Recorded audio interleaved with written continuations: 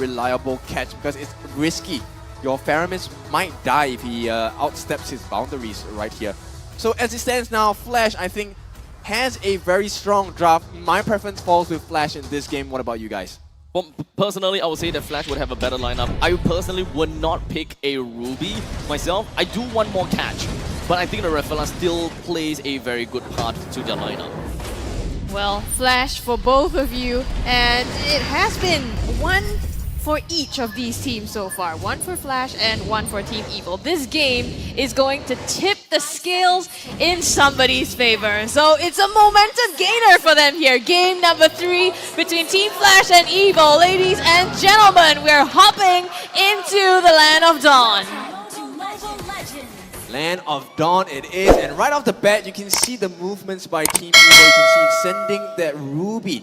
Carrot needs to have a clear idea of where this Nolan is going to start his jungle rotation. This is going to help them survive any early pushes and pressure by Team Flash. Team Flash, they definitely will have a better composition here, in my honest opinion. I do not know how they will be able to pull off this Ruby, but we have seen before how Carrot plays a Ruby. But do note that there is, of course, a Kufra onto their side, onto the side of Flash as well. But regardless of all of that, it's going to be a minor inconvenience. I wouldn't say that it's even a hard counter, because let's be honest here. The main thing that you want to counter is going to be the main win conditions, which is going to be the Irithel or perhaps even against the Paquito. Because I believe that for the side of Twist, he might want to play a little bit more of a pos 3 Paquito in this very extent. So he's going to have that burst damage that can actually just jump over the backlines, deal with the Lilia, or perhaps deal with the Brody. I mean, your disdain for this Ruby is kind of offending, right? So I'm quite offended by this hate on Ruby, and of course with that, you need to see more value in him, right? And this is where the strength of Evil will be. That I am offended into Energy Eruption, Appraiser's Wrath will be a huge combo. Oh, Fracture just barely caught off the edge there, forcing Carrot to back here. And so far, it's been looking good for Team Flash. I mean, across all the lanes, they've put so much pressure onto Evil now that it looks like they might have the advantage. But Evil, on the top side, looks like they're setting up for something. With only 5 seconds left onto the clock for the Turtle.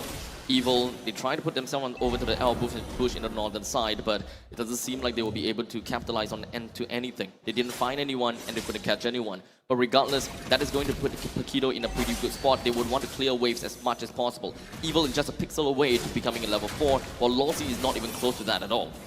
Knock up onto Carrot here by Lawsy, chasing him down with the bouncing ball as well. Here comes Hades! Lands the first blood onto Carrot here. The Twist in the backline, causing some trouble, forces the black shoes from Jay as well. And it looks like they've successfully forced Evil! Lawsy with the catch onto Jace's, having to use the Nether Realm to protect himself there. That was such a clutch level 4, as Adamir, I believe, just gonna be focusing onto down to the side of Evil. But Lawsy doesn't seem like he will be able to get away that easily. Oh, Appraiser's Wrath catches him, but the Tyrant's Rage backs 2 of them into the wall. JS comes for the backup and manages to take him down.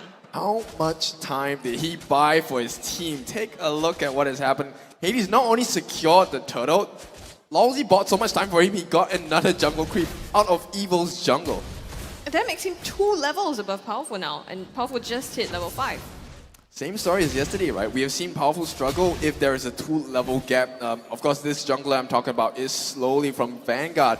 That was the kind of pressure they were putting against Evil, and Flash has learned that that is going to be very distasteful for Evil, so they're going to try and make it work against them. The same kind of situation is going to be happening up in the EXP lane, where none of these players are ever going to die. You wouldn't want to put too much of a heavy emphasis on the EXP lane. As such, the gold lane is going to be where all of our eyes are going to be at. The Irithel would need a couple of help. As such, the only kind of babysitting service that we can expect is from Carrot. As long as it just stays around the place, they may be able to find a couple of these catches. But Team Flash, though, they do have a couple of game plans that they can set up for themselves, and most of that comes from assassinations. Bringing back the Kufra onto Lawsy, right? The great setup potential coming up from Team Flash, and he's been using that to so much great effect. Hades contesting the jungle! Not just that though! Takes Powerful along with him. Also some damage onto Carrot. The flicker out will keep him safe. A lot of assassinations, like I said. Nolan plays a very, very important part in this game. We don't have very thick heroes in the early stages, and that is where we want to see. No, Coconut being badgered here by Hades. The fracture will do the trick, and he seals the deal for himself. Hades just absolutely obnoxious now. He's 8 up of 2 levels again above it. Vanix gets killed down below onto Twist as well. What a huge advantage Flash have gotten for themselves, and it all came down to that first play across the map, all because of Lawsy's Kufra. After all, we are looking at a 2,000 gold advantage from the side of Team Flash. I don't think that EVIL should actually take this fight much anymore. But at least they did manage to pick up a kill on the Hades and finally avenging for themselves and their friends just to lock him down for a tad little bit. And to make matters better for EVIL is that Turtle is currently available. If they would want to snag up this Turtle before Hades even pop up, it was definitely possible. Yep, Jay doing his best to buy time for Team Flash once again, making sure that Hades can respawn in time. Coconut once again on the back foot. Oh, the Tyrant's Rage helps them take care of Coconut there. And now Carrot himself in some trouble. Lawsy with the bouncing ball chasing him down. Vanix with the flicker and puts Carrot in a coffin. JS coming in for the backup, but don't think he'll be able to nail anyone there. Now, EVIL, instead of choosing to go for the turtle, they wanted to go for something maybe up top and protect Carrot as well. Instead, Flash gets the advantage together with that tier 1 turret. Yep, the two very massive game changers, the gold lane and the jungle having a huge advantage across the map for Team Flash. Vanix 3-0-0, Hades 3-1-0. And with a level advantage against their counterparts, this is looking like a Flash game. EVIL gonna have a little bit of a difficulty trying to take this turtle, especially since Irithel is not gonna be part of this. The only kind of damage output that they have is gonna be coming off from the side of JS. As such, Lawsy would want to focus on zoning JS away. And for the side of Twist, I don't think that he deals much damage at all. A quick little zoning attempt from the side of Flash ought to be enough to get themselves the turtle, and both sides are not gonna find a single casualty. Yep, JS though has to play a bit more safe because Lawsy with his aggression forced out that Purify. Now Coconut is in danger because JS will not be able to save him as cleanly and easily. They're hunting him down, right? The switcheroo rotating over to the bot lane, but you can see 3 members of Team Flash as well, ready to take him as soon as he steps out of position. Topside brawl going on. Twist! Oh! The 2v1 is enough to take care of him. And again, EVIL finds themselves at the clutches of Team Flash. All hail Lord Vanix, as we come to see that Vanix is pretty much on point with a total of 4 kills to his name already. This 3,300 gold lead from Flash has definitely set quite a precedence. And to make matters worse, EVIL, they are, of course, gonna be tunnel visioning onto main team fights, and they are trying to set a pace here. JS forced to use another realm. Hades was chasing him down. Vanix with that last hit onto him, securing that kill. So not just forcing that ultimate, but also taking him down. Of course, being Faramis, he respawns, but that buys enough time for them to take down the mid lane. And right now, they're slowly cracking open the defenses of EVIL. Twist as well, forced to back. Flash's presence across the entire map is just absurd. Why are they so painless? Take a look at the items itself. Blade of Heptases with the Malefic Roar and a Fury Hammer. So much armor penetration coming out from Hades. And adding on to that, Enchanted Talisman is already in the hands of this Lilia being played by Jay, which means that there's so many magic shockwaves coming out from this mid laner. It will take some time before EVIL is even gonna be able to do anything much at all. The Lord is now going to be currently available for the picking. In fact, picking for Team Flash. For the side of EVIL, they don't really have a very good way to eventually steal this Lord away, unlike what Flash usually does. So EVIL, they gotta have to play possum for a little bit and hope that they will be able to eventually skill up and find small little opportunities and wait for Team Flash to eventually be complacent. Because we have seen before that Adamir usually starts to become very complacent and start to dive into the opponents to create that kind of space that they will want. But EVIL, I think eventually, they should be able to find that kind of opportunity. I mean, no contest, right? Because yes, Evil, they might be able to come in with the I'm Offended and try to steal this away with Powerful and the Appraiser's Wrath. But Powerful is 2 levels behind Hades as well. And even if they pull off that I'm Offended, what are they going to follow up with? Save for the burst damage on Twist. That being said, all of them are under-leveled behind Flash. Yeah, Hades is 4 levels ahead of the lowest member on the side of Team Evil, which essentially almost makes it a situation where he can be in a 1v4, 1v5, we never know. Oh, but the knockup here, they're going in, Jay.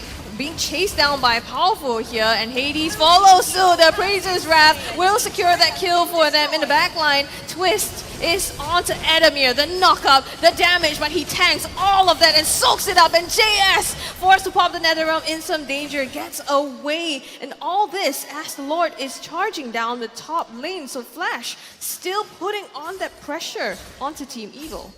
Yeah, but Team Evil managing to survive that onslaught, right? Which I think is super impressive because there's 6,000 go down.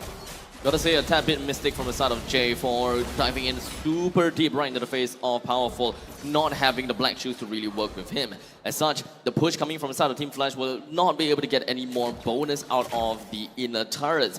All of the inhibitor turrets were still up and running. None of them chipped off or anything, but it's not like Team Flash gotta have to rush this game or anything. I think that they're trying to play it safe, but they do have 6,400 gold lead after all. All they gotta do is just suffocate Evil as much as possible and try to hold down the fort.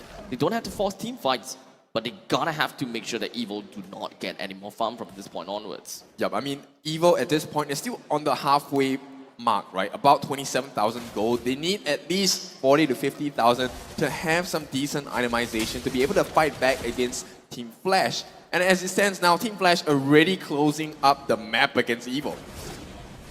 Slowly but surely, Team Flash holds down the fort here in the northern jungle.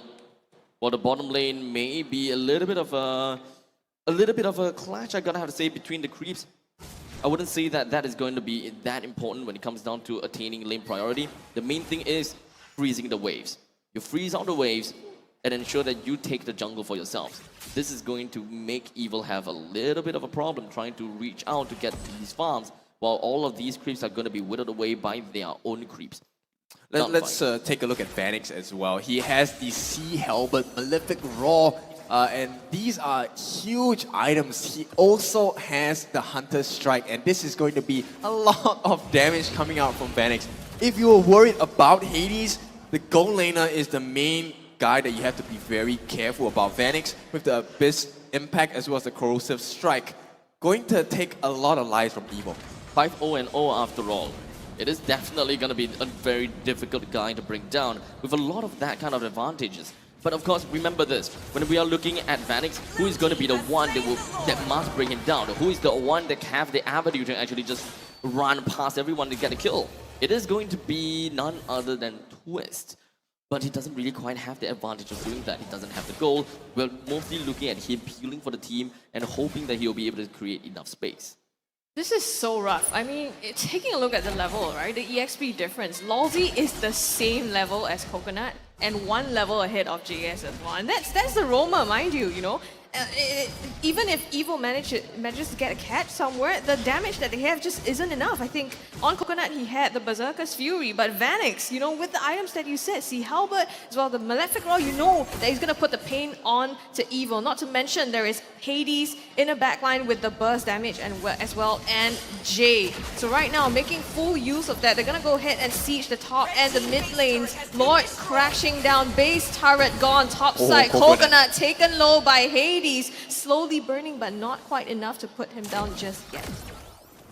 Eyes on Lawsy though. He is going to be the one that changes this whole fight. He's going in for it, knocks up Powerful, doesn't quite get the Tyrant's Revenge. The Netherrealm popped by JS here to sustain the team for a bit longer. On this time, they're in the backline. Adamir distracting them while they take the base turret, and now they have the chance to chase it. Carrot flickers in, but it isn't enough. It just fends them off to live another day. Evil, yes, they survived, but all their base turrets obliterated. What a tough game, I gotta have to say, for the side of Evil. Team Flash, they managed to break through the inhibitor turrets very effectively with all of the inhibitor turrets already destroyed. As such, we've got Team Flash that can continue to get the waves moving. And technically speaking, this is the point in time if Evil is capable of just pushing Flash away and play the slow game, they will be able to get some more farm. If unlike the previous team fight, right? Before the previous team fight, Team Flash can actually freeze out all of these waves and bring down the creeps from the creep counts from their own side, making it even more difficult for Evil to farm. So now, with Mega Creeps all across the board, Evil can play this very slowly. So Flash, they are technically on a bit of a timer here. The longer that they give Evil to breathe, the more items that Coconut can actually bring for his team, and probably more damage on the twists. Yep, it's actually a gold timer here. So as long as Evil manages to hit around 46 to 50,000 in gold, their itemization will be up, and most of them should hit max level at level 15. And that's a timer that Flash has to be very careful about, which means this next Lord is going to make or break the game for Flash. Yep, this must be the GG Lord for the side of Flash. If they do not end the game by this next Lord, they're only going to be making things even more difficult for themselves. So Evil, they recognize this as well. You can see Powerful already walking around his jungle. They cannot afford to give this Lord for free. But at the same time, they can't overcommit and get killed in the process as well. Exactly. And do remember that now Powerful is finally at level 15. The point in time where they can actually work in a 50-50 gameplay. But Jay is starting to get a little bit cheeky as he pops right back over to JS and focusing on something here. Flash is not making this easy for Team Evil, right? Pushing up that top lane all the way in, forcing Twist to be out of that fight as they take down the Lord. So Evil had no chance of even coming in because the burst damage and the flank comes from Twist as well. So without that threat there, it's so hard for Evil to be able to make an entry into that. And now, with the Lord in hand, oh, hold on, Hades though gets caught out. Don't want that to happen. Does escape successfully. Mir in the back line, catches onto Coconut, goes all the way in as well. The rest of the team comes here. Lolzy doesn't catch anyone just yet. Netherrealm popped as well for the sustain the praises round. Tries to fend them off, but is it enough? The Lord comes down onto the base. He flickers in. Vanix takes the last blows on the base and closes out that game. Knocks Flash up.